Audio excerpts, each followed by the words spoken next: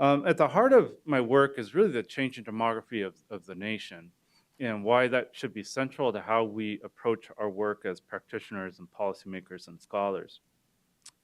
So we're all familiar with some of these demographic changes, and a lot of this was not just revealed, but kind of solidified our knowledge around what's happening to the U.S. population.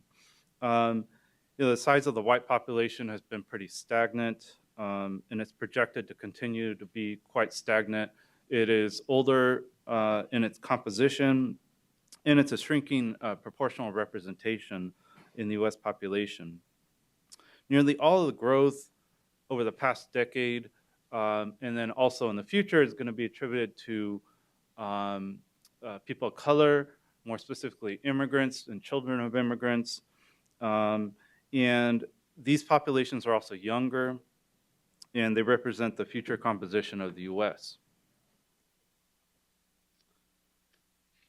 So these demographic trends are really at the heart of why the AAPI population is so critical for how we think about education policy in the 21st century.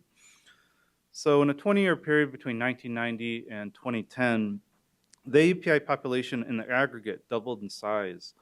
But what this chart demonstrates is that rate of growth, this rate of growth was actually more representative of East Asians, Chinese, Japanese, Koreans than is the case for other AAPI subgroups. So Southeast Asians, which include Vietnamese, Hmong, Cambodian, and Laotians, tripled in size in this 20-year period.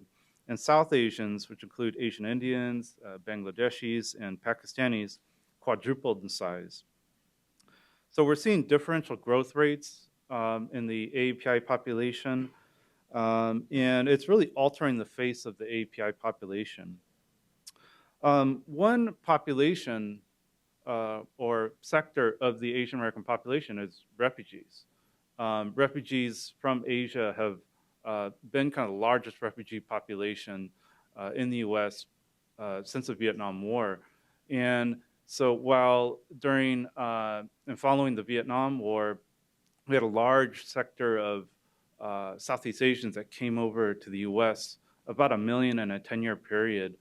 Now the new emerging groups are